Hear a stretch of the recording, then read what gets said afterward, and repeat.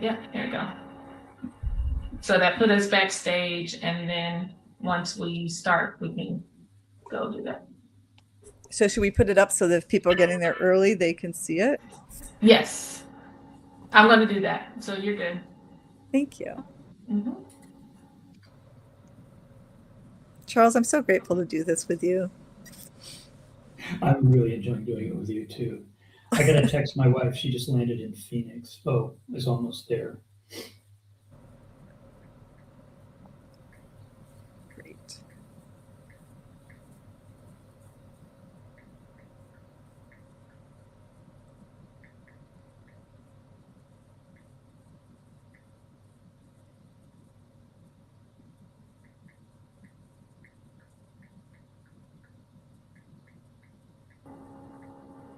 You did click go live? We're live. We've been live for a full minute. Mm-hmm. Okay.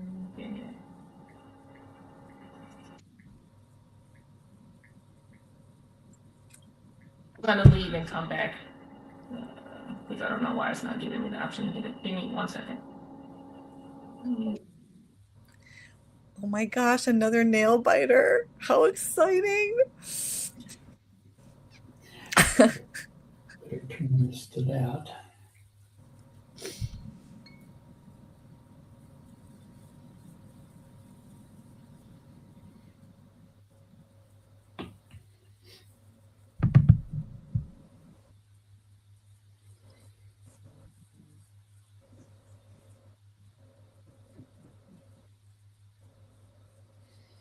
Does it automatically go start streaming?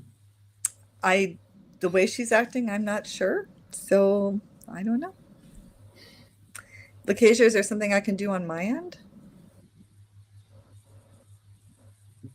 No, we're good. Be back. Okay. Will we know when we're live? I know we're going to tell us when we're live.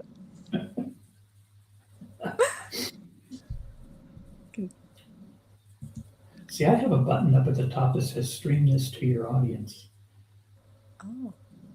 Do you?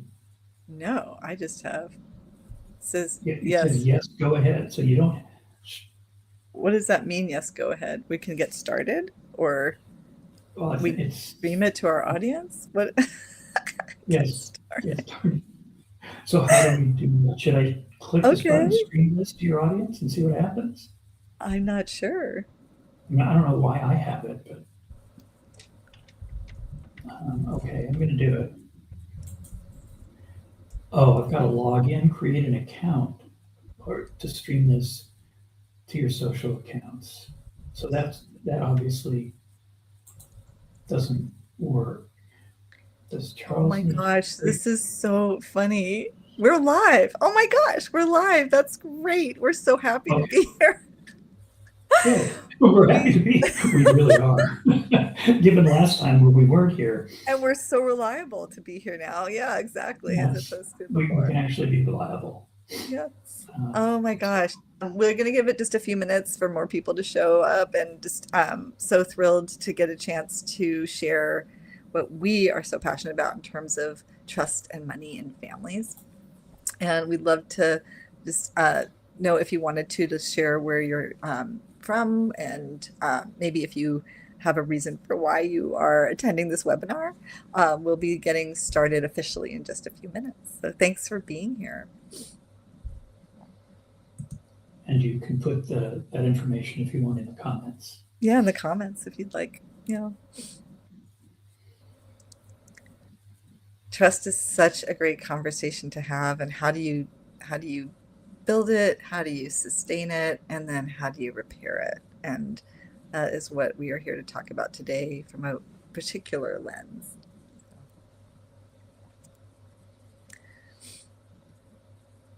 So I'm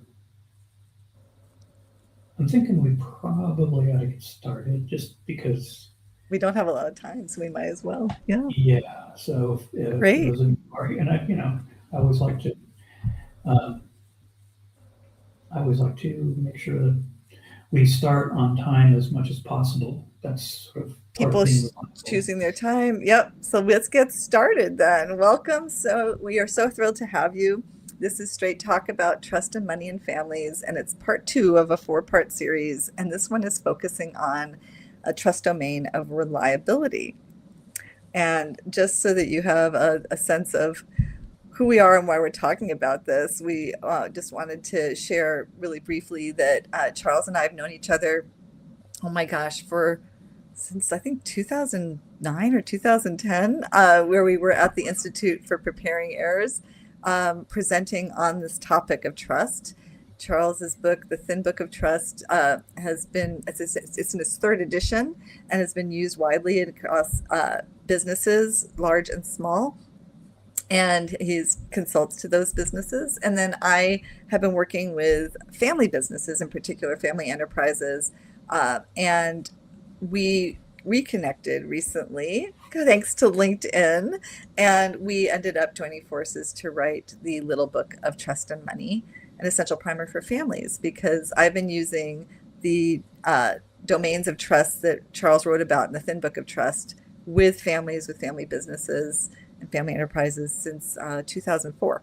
And so we thought, wow, there's a lot that can be offered in terms of our experience working in business settings, family businesses. Charles has worked in family businesses as well. And to bring that to the greater population in terms of how do we really navigate this conversation around money when trust is involved. And Charles, anything you'd want to add? No, that was a great introduction. I think that people kind of have a sense of where we're coming from with this. So thanks. Yeah.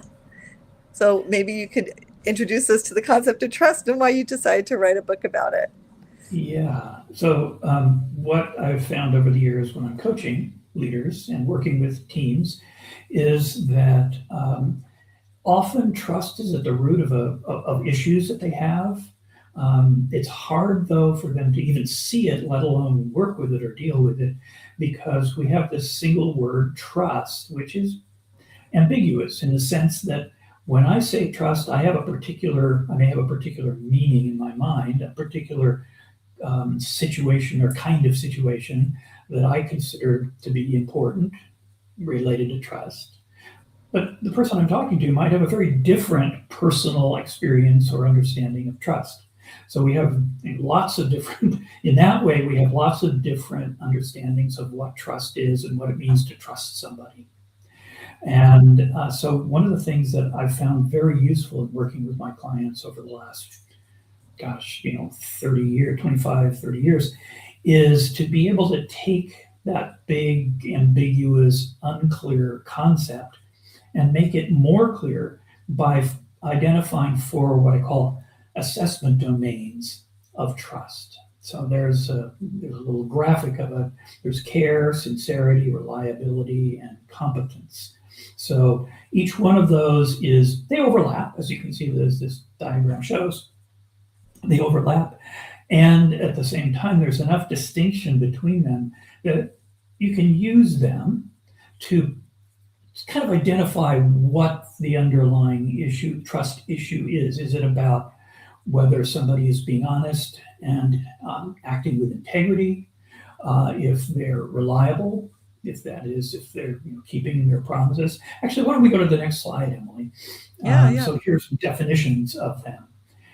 So there's this idea of sincerity. Are you honest? I trust that you are honest. You mean what you say what you mean, and you're going to act that way. You're acting accordingly. And that often that means you are reasonably transparent, sufficiently transparent in terms of sharing what you know with me. Reliability is fundamental. You deliver on the specific commitments or promises that you make. So if you tell somebody you're going to, in a family context, you tell your son that you're going to give him X dollars in allowance if he does certain things around the house, you're going to do that. He does those things, you do that. He doesn't do those things, then there's another conversation to be had around that because he's not being reliable. Competence is a third one. You have the ability, experience, skills, etc., to do whatever it is you're proposing to do or I'm asking you to do. And then the final one, which is in many ways kind of fundamental in all of our relationships around trust, is that you have my interests in mind as well as your own when you're making decisions and taking action. You have my back. In families, you intend good for me. We're in this together. In families, care in many ways is the foundational aspect of trust that we all want, that we all want to feel like our parents, our siblings, our cousins, our, whatever family members we have actually do want and intend good for us. So that's a quick run through. And today, of course, we're going to be talking about reliability in families and how that shows up or not. And what do you want to take it here? Yeah. So as Charles was explaining these, you can see that they're all assessments. They're ways that we're assessing the situation with somebody that we're trusting.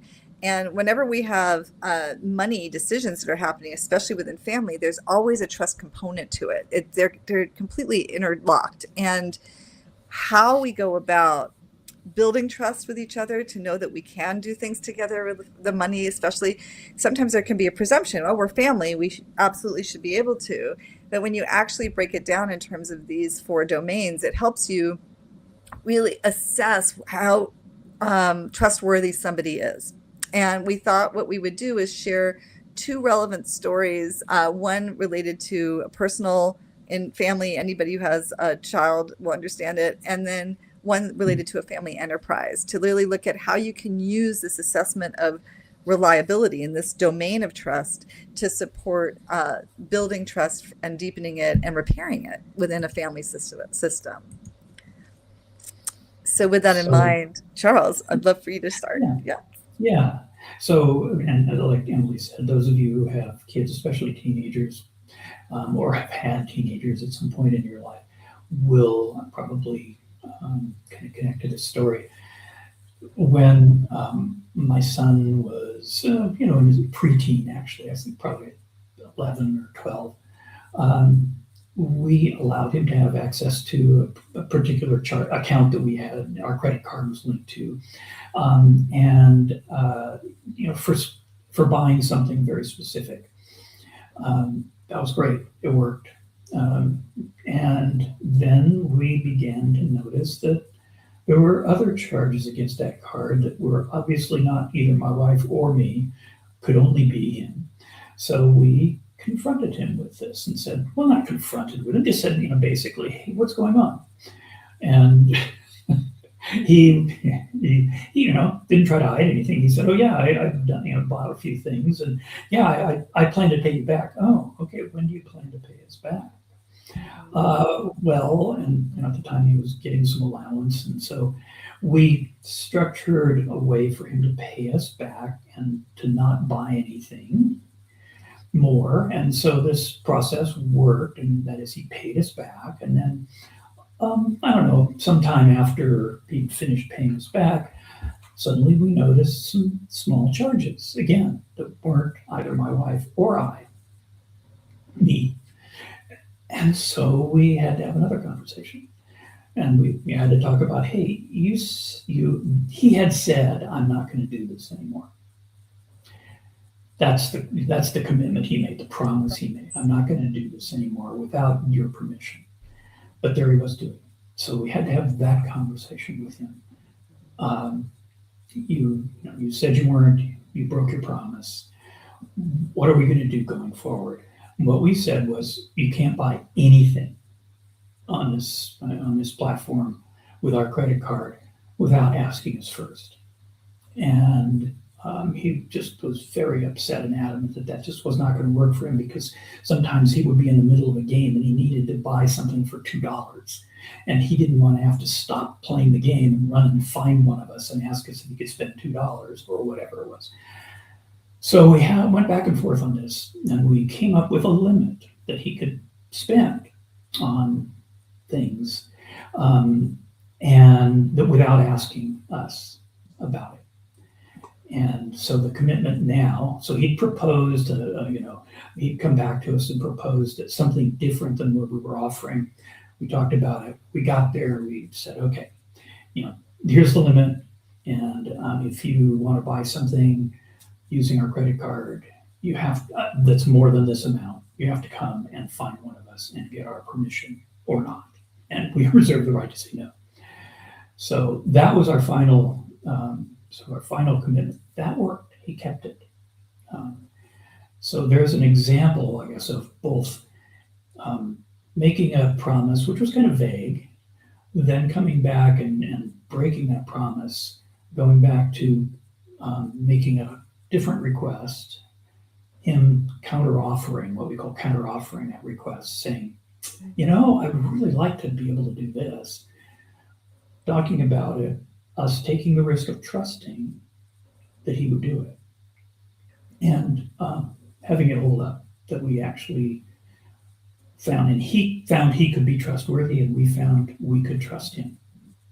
So Yeah, that's the basic family story.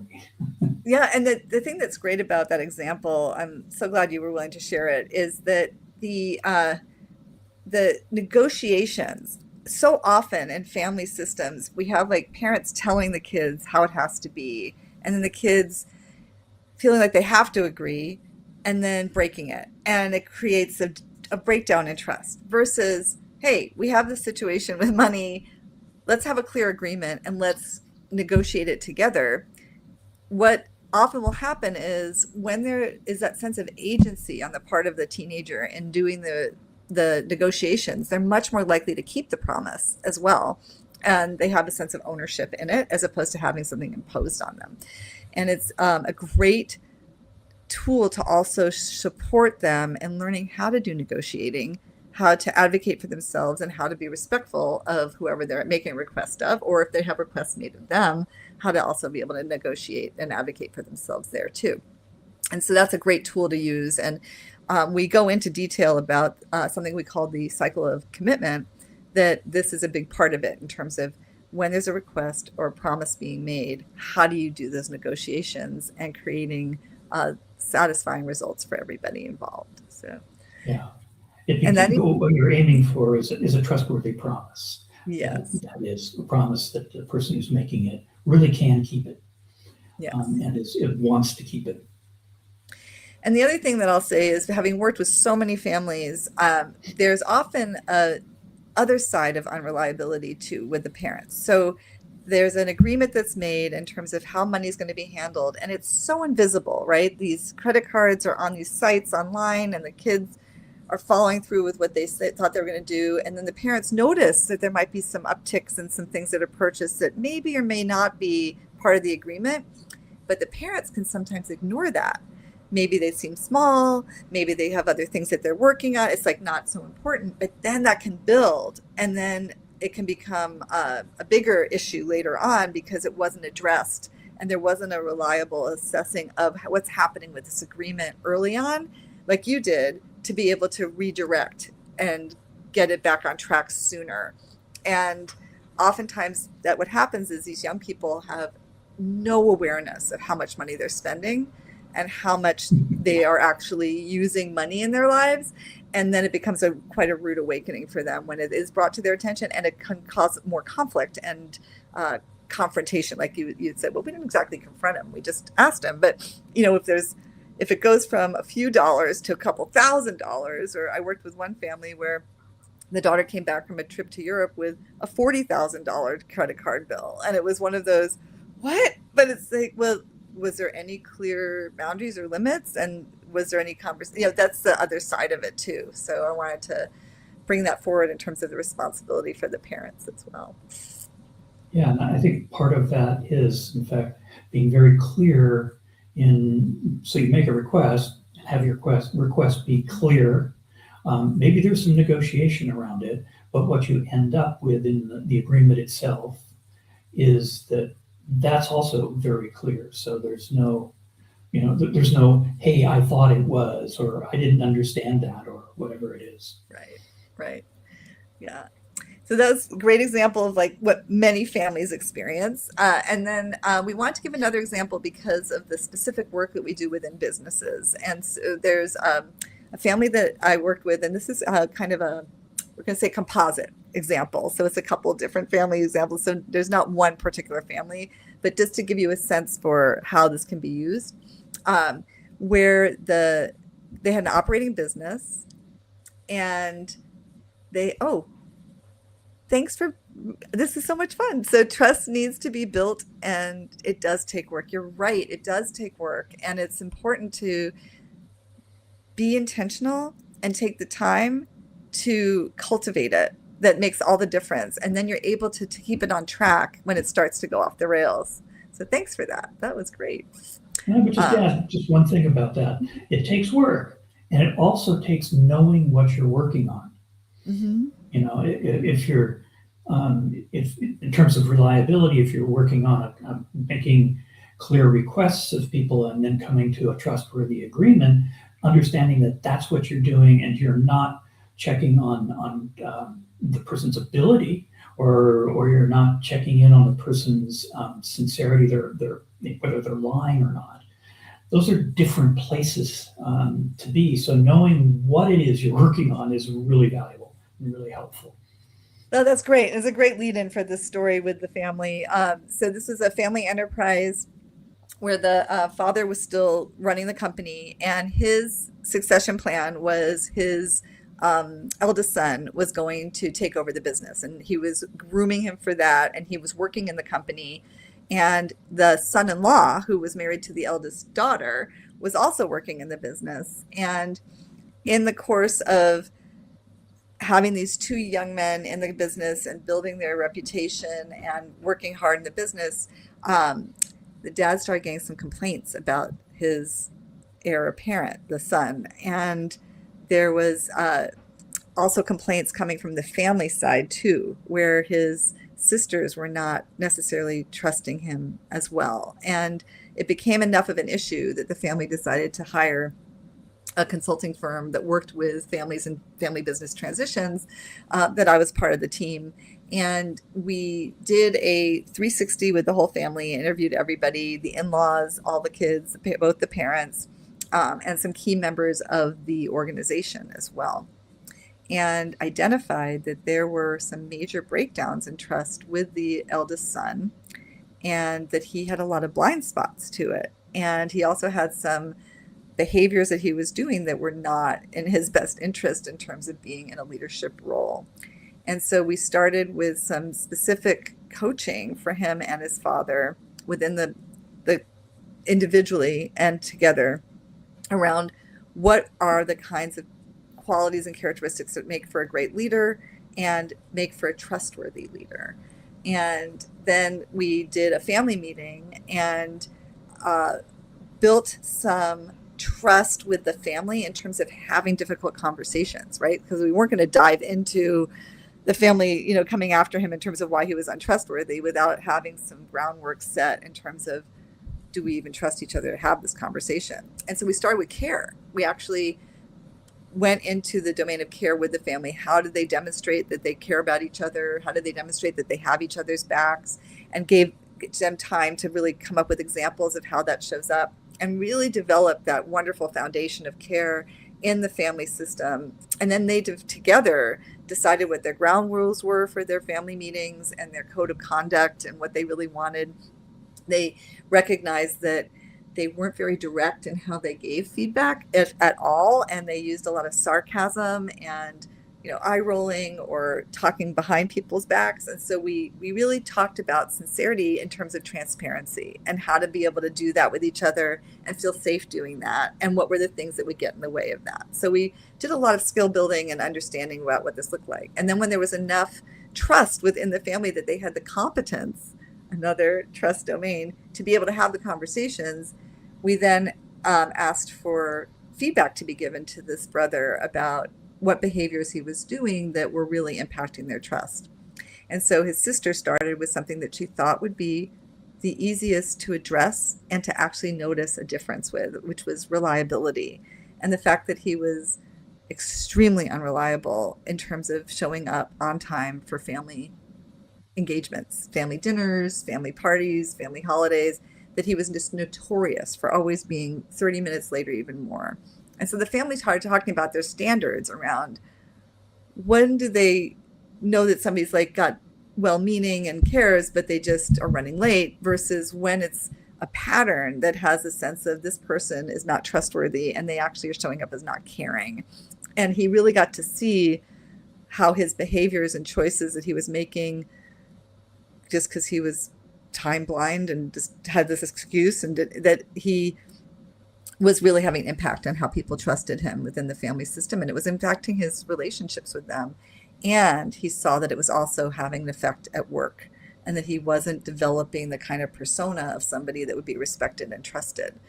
And one of the big pieces that we worked with him on, and which is also in the book, is on how to give and receive feedback, because he used to get really defensive and kind of go on the attack if he was given feedback. And that's one of the reasons that nobody gave direct feedback in the family, because that was kind of a trait. And maybe that's familiar to you too. Like sometimes it can be really hard to hear feedback that's not so positive. But he learned how to develop a body to emotionally regulate, be able to hear the feedback and respond respectfully. And that had a huge impact on the family in terms of trusting him, because they realized, wow, he is making a concerted effort. He's showing up really differently. And maybe this is something that could be addressed. And then we had to also help them remember that we always think of a family member, 100% trust takes clear boundaries and communication. Communication is the key, and transparent, sincere communication for sure. Thank you.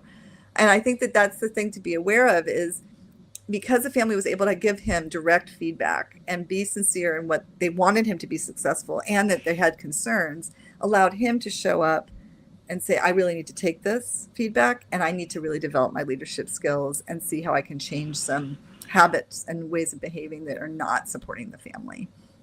So that's another example of how you can use these different domains of trust to build trust around being able to have these conversations, and then to actually address breakdowns that are really affecting trust. That's a great one, because there's so much involved there. As you pointed out, we're talking primarily focusing on reliability, and the story that the sister came up, or not the story, but the concern that the sister brought up was specifically around reliability. But as you pointed out, if you hadn't kind of dived into the other domains to some degree to set it up, he wouldn't have been able to hear that, wouldn't have been able to move anything forward. So understanding what domain of trust or what area of trust you're talking about in any given conversation or part of a conversation is really valuable. That's why we use all four of them, and have those four in mind. And of course, in the book that we're talking about here a little bit, we've written a book that you saw on the slide earlier. Won't be out until November, but when it is and you get a chance to read it, you'll see that we showed how you can use all four domains and weave them into conversations that families need to have in order to have strong trust and be able to deal with all kinds of issues, money included, and probably money foremost. Yeah, definitely. And if that story was of interest to you, we collaborated on an article about it and used it as a case study in the FFI Practitioner. And if you search for, trust in the family enterprise, FFI Practitioner, you can find it online really easily. And then we love to take a moment and use that example, and this is what we just talked about in terms of reliability, to talk about how do we build it in families and in relationships, and then how do we break it? How do we, in terms of trust, by using reliability?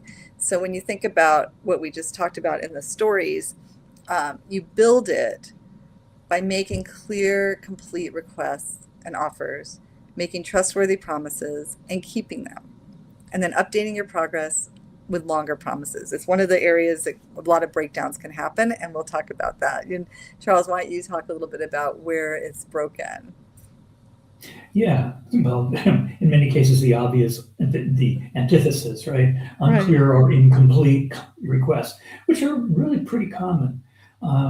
Even people who pride themselves in making clear requests sometimes leave something out that is useful, would be useful for the person they're making the request of to know or understand about what they're being asked to do.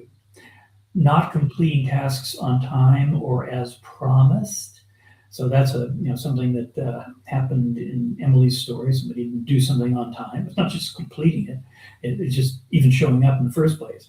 Oh, I'll be there. I'll be there for the family dinner at 6 o'clock, 7 o'clock, whatever's convenient for me. Yep. Blaming and excuse making instead of taking accountability. I couldn't, I couldn't do what I promised I was going to do because so and so got in the way. This thing got in the way, or that person got in the way, and kept me from doing what I promised to do, which is again easy to fall into, especially when we actually have, there's a case there to some degree. That person did, or that situation did get in the way. It's easy to sort of go there, but someone who takes accountability says, okay, that happened. And next time this comes up, I'm going to, as soon as I recognize that this situation is going to maybe get in the way of me actually fulfilling my promise as made, I'm going to tell you about it early so we can sort of figure out how to deal with this rather than me telling you after the fact when I'm late that, oh, that happened, and I'm sorry. So rather than blaming and excuse making, actually take accountability early. And even if you don't take accountability early, take accountability when it happens and not blame others. Because blaming and excuse making damages trust in families big time. And then not communicating about delays, that's what I was just talking about. And then also from the perspective of the person making requests, not ever being satisfied. So like if I had made a request of my son to, do X, Y, Z, and he did it, to his best, but I wasn't satisfied with that. So I kind of moved the goalposts on him. That's not going to help. That's not going to build trust for either one of us. As long as I'm moving the goalposts or changing my conditions of satisfaction. So those are some things that actually break trust in the domain of reliability. And Yeah, looks like we have a good. Yeah, what I would say about that is if you continually move the goalposts and they never have a sense of having that acknowledgement of completion of where there can also be a sense of insincerity about what they had initially said, right? So it impacts other domains of trust as well. And thanks for this comment. Let's see, communicating is so key. Sometimes it means you have to take the hit by delivering the bad news, but if you deliver it and offer a solution, that's always much better than avoiding communicating because of guilt or shame. Oh, so well said. There's like kind of this like magical thinking or this awful feeling of, oh no, that keeps us from communicating. And then it's always so much worse when it gets found out that they weren't able to deliver. And so it's so much better the moment you're aware, right? I mean, that brother we talked about, if he's going to the family meeting or the family dinner and he's completely committed to being on time and he didn't know there was construction and he got stuck in traffic, if he doesn't pick up his phone and immediately call the family and say, I left on time, I was on my way, and I did not know about this traffic. I totally blew it. I'm going to make sure I follow traffic reports in the future, but I'm definitely going to be late. And the map says I'm going to be this late. If he doesn't do that in that moment, he's going to go really right back. Oh, he's not sincere. He's going back to his old ways, right? So managing that is so important. And notice what happened there too, what you just said, is there's an assessment not only of lack of reliability, but also not insincerity. Made a promise, probably not intending to keep it, is the assessment that gets made in that moment about the brother or whoever it is. Yeah. So it's a different domain. So it's like, okay, I'm an X on this domain, and oh yeah, there's another domain where I'm going to put an X against this person, against this person's trustworthiness. So and love that somebody's finding this so helpful. And I think one of the things that we're so passionate about in terms of making sure people know about this is we're living in this space all the time with the people we love the most. And when we have language that's common that we can use to articulate when breakdowns happen or when we want to build it, and we're able to tap into that together, it just helps build and sustain that trust within the family and makes it much easier to repair it sooner. So yeah, the families find it really helpful, and it addresses like major ongoing problems, and without having to go into a lot of digging up all the stuff from the past. It's more like, hey, going forward, how do we want to build trust together? And it can be so helpful, and it's a reset for a family for sure. Which is kind of a commitment and a boundary as well, because we're committing to looking forward and not digging, going back to the garbage train and pulling something up. Yeah, exactly. We're both, we haven't seen that be very effective. It's more like, we know there's a lot of stuff that's happened in the past. We're not going to deny or ignore the fact that that happens, but it's more about who are we now?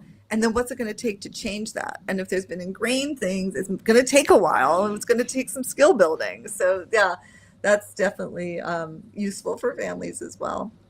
And this is our chance to say we've given you a whole way of thinking about reliability and trust in a new way, maybe. And we'd love to see if you have any particular questions or comments that you would want to ask related to reliability and trust.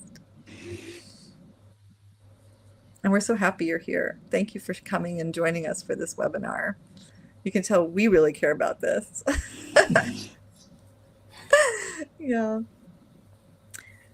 And we had one question that came up in terms of, when somebody really cares and they want to be reliable, but they just aren't, and they tend to be a bit unconscious about it. How do you go about giving them the kind of feedback that will support them in becoming more aware and showing up more consistently and reliably? And this is something that can be tricky, right? Because it's like somebody was saying, how do you be the bad guy and deliver it? Well, maybe instead of thinking about it that way, it's more about, hey, for the sake of our relationship and wanting to even have greater trust with each other, I really get your positive intention and your desire to be trusted within this particular area that you said you wanted to do. And I really appreciated you offering and appreciated you wanting to help in that way. And I've noticed that there's some ways that you actually have not fulfilled in the degree that I thought we had discussed. And are you open to hearing what that is? Or maybe we just want to not have this arrangement anymore, right? So there's like this gentleness with it, and then also a generosity with it, like for the sake of the relationship and for better trust with each other. So when you lead with something like that, that can be really helpful. Yeah. Starting with what's really important to both, hopefully to both of you, that we have a relationship, and we want that relationship to be as strong as possible.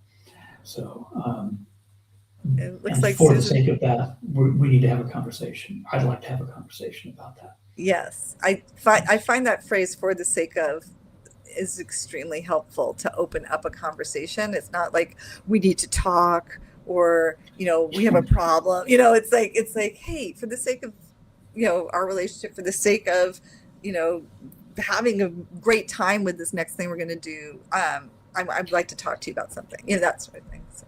And I also want to say that for many of us, it's challenging to have a conversation about trust with someone that we are questioning our trust for. Having that conversation with them and just, how do I do this? How do I even get into this conversation? Maybe I should just ignore it. It'll go away. Yeah. Magical thinking. That's not going to go away. Trust me, it won't go away. So how do I actually build myself a capacity to do that. And sometimes it takes support, like, do you have someone you can talk to about it, and help you think through what you might say and how you might approach the conversation with that person, so that they're most likely to be open to it as well. It's not, I don't want to leave you with the impression that we assume that everybody can just, oh yeah, okay, I can just have that conversation, because many of us can't, or at least we don't want to. and sometimes the don't want to is coupled with I don't know how.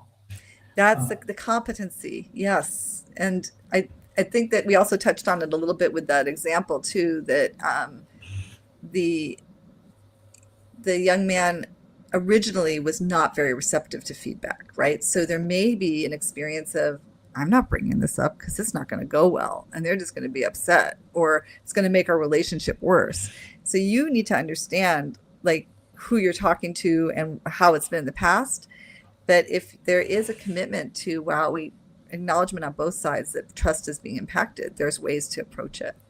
And we had 2 comments from Kelly here has made a comment, and she's also asking for more case studies. So more other stories that you have, real case studies, are so insightful and memorable. Thank you for that. Gosh, there's so many. We have a bunch in the book, and because the book doesn't come out for another couple of months. So. But we do have something for you actually. When I think about this, if you here, I can bring it up. Hold on.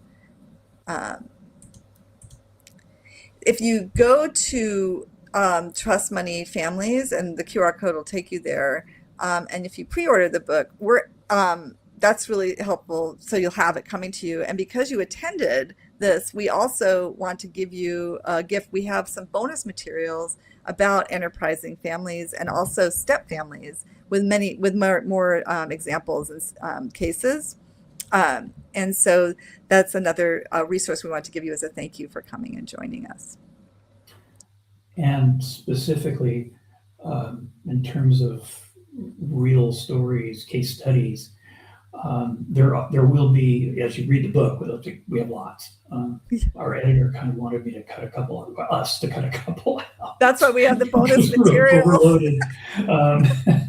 But trying to think of one that might be quick. It's a little book. And one of the reasons I wanted to bring the picture up is because we were really clear that the image on the cover needed to matter. And a lot of people are like, wait, why don't you have a picture of like money? And like, it's like, because this trust and money, like we said, are so interlinked, and all these 4 domains of trust, they are continuum. And when you're talking about one, there's so many, the other ones come into play as well. And so it's really important to be aware of all of them. There's examples, there's examples we can use from our own lives, from people that have said, oh my gosh, your book was so helpful. There's one that a lot of people are experiencing right now, has to do with parents that are aging, and that these parents who used to be totally reliable and were the cornerstone of the family foundation are starting to have some cognitive decline, maybe can't drive as safely as they used to. And their adult children find themselves in this position of having to talk to the parent about the shift in reliability and their capacity. And that is like a really hard conversation to have. And a lot of people are having them more and more. My brothers and I had to do that with my father when his driving was getting really erratic, and we knew it was not going to be a good idea for him to keep driving. And he wasn't that receptive to hearing it. And then he got into an accident that totaled his car, and thank goodness he was okay and the other driver was okay.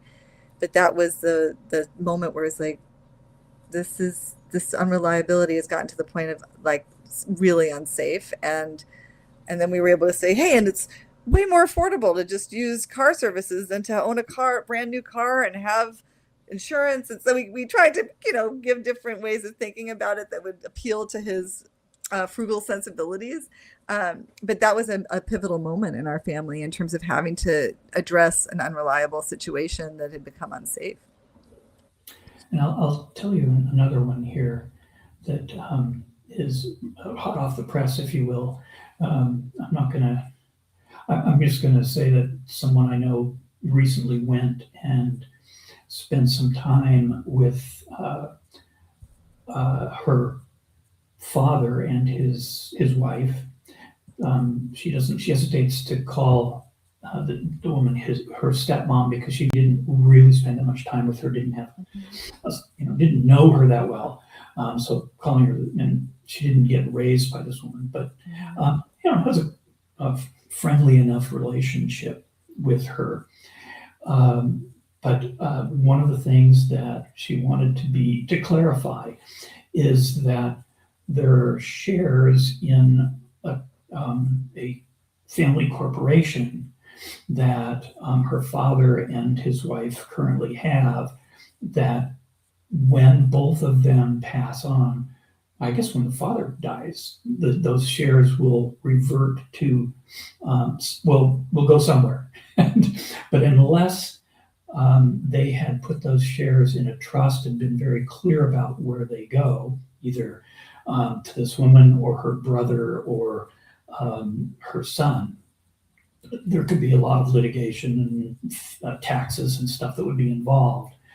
And so she wanted to have that conversation, but it was a very kind of a delicate conversation that required a fair amount of trust between her and her father and her, her father's wife.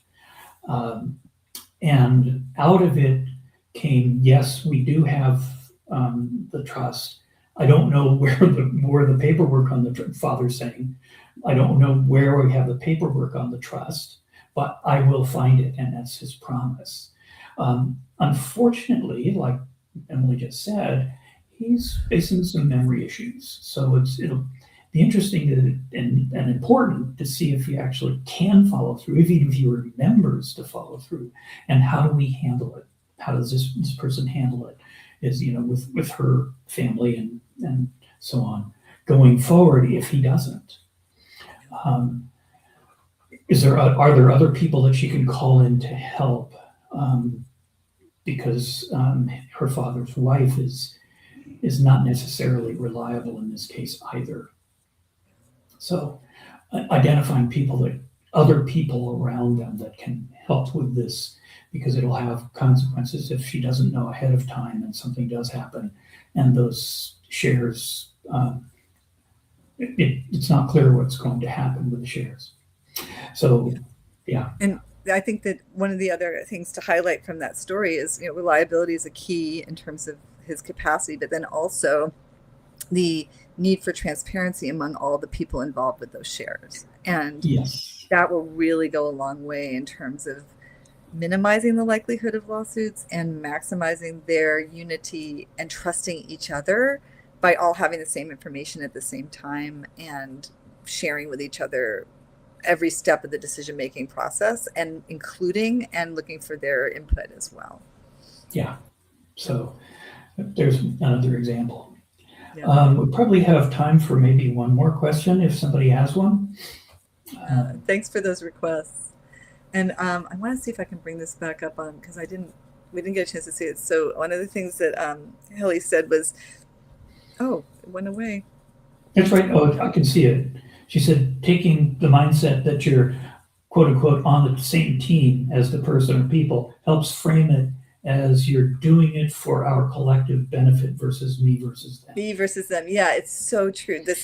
And it's so interesting how our bodies, like somatically, we often will go to a place of a defended stance. And it's kind of like an automatic reaction that goes to not thinking that people have your best interest at heart when there's something at stake financially. And it's like a survival mechanism thing, right? And taking that time to say, hey, we are all on the same team here is huge. And making me think of a family meeting I facilitated with a 92-year-old father, his son, his daughter, 5 grandkids, and then 10 little great grandchildren under the age of 7. And we had a lot of fun, and I was having them play a cooperative game together because I knew from the interviews I'd done that there was this a highly competitive family, and that was getting in the way of some of the conversations they need to have about shared ownership of a farm that they all own together. And that was what we were talking about. And so we were starting off with this fun game, and I had everybody share when they caught the ball. It was like a group juggle, what their mood was and what their intention was. And when the brother got it, he was so great. He said, I am feeling so competitive right now, and I don't even know why, because there was nothing competitive about the game. Like, you couldn't have a competitive aspect to the game. It wouldn't work. And it was so funny, and we all laughed. And then we were able to talk about how our bodies are so conditioned to have a certain way of being that we can find ourselves going down this road of competitiveness when it's not even accurate or appropriate for the situation. And just being able to be aware of it and name it, and then come back and say, oh, what's required of me now in this situation? And how are we all working together? And that, like, really developing that mutual care and having that come forward makes it so that you can be a much more reliable family member and having those conversations, because you're not going into a default of competitiveness or defensiveness that can happen so often in families. Yeah. And it's interesting because I think a lot of times that comes up because we have an underlying assumption of scarcity. Mm-hmm. And it may look like scarcity of money in many cases, and what it may actually be is scarcity of love, scarcity of care. And so having those conversations that remind everybody, wait a minute, that's not scarce. It may look like it's scarce because of the way people are behaving, but it really isn't. So, yeah. And I think that's a great point to end on too, because when the family has love and money conflated, then if there's a sense of, hey, we're going to be shifting how we're moving with money, there can automatically be that sense of, then there's something happening in terms of how you care about me and how you feel about me and how much love. And really separating those two out is so important. And I think we have another comment here, and then I think we're going to come to the end. Ellie just asked, said, yeah. Taking a defensive stance activates the reptilian brain. Fight, flight versus cooperative thinking. Absolutely. Yes. And then we have one more. Humor is so important in those hard conversations. Yes. Humor that's moving it forward. The sarcastic humor that's biting and meant to take a bite out of somebody or make a point without taking accountability. That's not good, but the humor that allows you to have this sense of, oh, look at that. That's like how we are. That can be so helpful. So just to wrap this. It builds trust. Yes. It can really, humor is a great way to build trust if it's used in that healthy way. Charles and I just want to make sure you knew how you can get in touch with us here on LinkedIn. We're both very active. Or Charles, his company is called Insight Coaching. And then you can find me at emilybouchard.com. So delighted to have this time with you and to share what we care so much about. And thank you for your engagement and your questions and comments. Thank you for being with us. Yeah. And I have no idea how